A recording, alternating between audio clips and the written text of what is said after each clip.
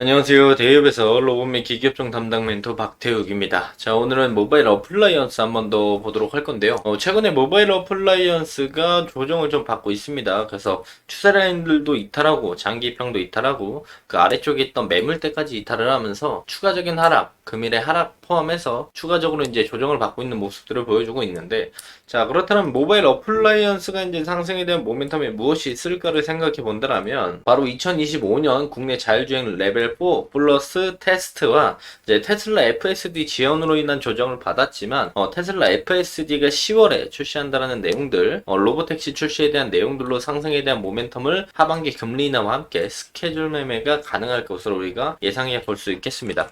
해당 내용들에 관련된 거 오늘 자세하게 알아보도록 하겠습니다. 자, 바로 본론으로 들어가서 본다고 한다면, 자, 모바일 어플라이언스가 지금 조정을 받고 있습니다. 저번 영상에서 말씀을 좀 드렸을 때 우리가 추세 라인들 하단으로 이탈하면 안 된다라고 말씀을 드리면서, 이탈을 하더라도 그 아래쪽에 이평선들의 매물대 라인들까지는 조정이 나오더라도 이 라인들을 이탈하게 된다면 추가적인 하락이 나올 수 있다라고 말씀을 드렸어요. 그리고 나서 이제 최근에 이제 지수가 하락을 하면서 FSD에 관련된 로보택시 지원에 대한 내용들과 겹치면서 추가적인 하락을 맞았고, 추가적인 조정이 나온다면 추세와 이제 지지 라인들이 이탈하고 추가적인 조정이 나오면 그 다음 매물대 라인은 제가 해당 라인들에 대해서 말씀을 좀 드렸었습니다. 그래서 해당 라인들 부분까지 좀 내려온 모습들을 보여주고 있고, 자, 모바일 어플라이언스가 이제 조정을 받을 때 거래량이 그렇게 나오면서 조정을 받는 건 아니거든요. 그래서 그 부분들은 그나마 긍정적으로 좀 받아들일 수 있겠다라고 말씀을 드릴 수가 있겠고, 지금 시장을 한번 우리가 확인해 보면 지금 시장이 수요일 기준으로 이제 코스피도 빠지는 모습들을 보여주고 있고 코스닥도 빠지는 모습들을 보여주고 있습니다. 요 전저점 이탈에 대한 부분들과 코스피로 따져봤을 때 단기적인 요 추세 라인들을 이탈하는 모습들, 그러면서 모바일 어플라이언스도 시장에 순응하는 것처럼 수요일부터 조정이 강하게 나왔다라고 우리가 해석을 해볼 수가 있겠고요. 어쨌든 이제 시장이 지수가 어느 정도 좀 받쳐주고 급락이 나오지 않아야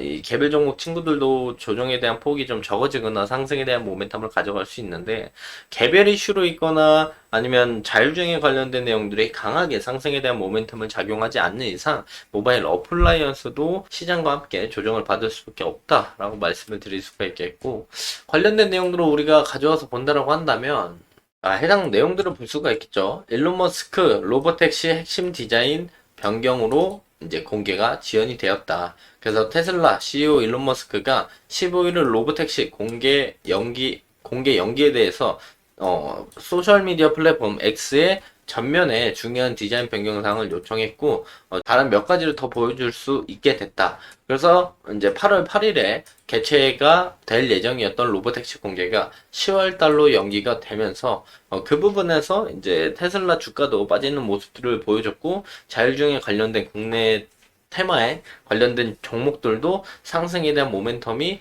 제한적인 모습들을 보여주고 있습니다. 그렇다면 우리가 다시 한번 항상 모바일 어플라이언스를 볼 때 8월 8일 로보택시에 대한 상승 모멘텀에 대해서 계속 말씀을 드렸는데, 이게 지연이 됐기 때문에 10월 달에 모바일 어플라이언스도 로보택시에 대한 공개, 이 부분에 대해서 상승의 모멘텀을 10월 달에 받을 수 있겠다라고 우리가 스케줄 매매적으로도 생각을 해볼 수가 있겠고요. 또한 이제 국내로 따져본다고 한다면 한국형 레벨 4 플러스 자율주행차가 내년에 나온다라는 내용이 있죠.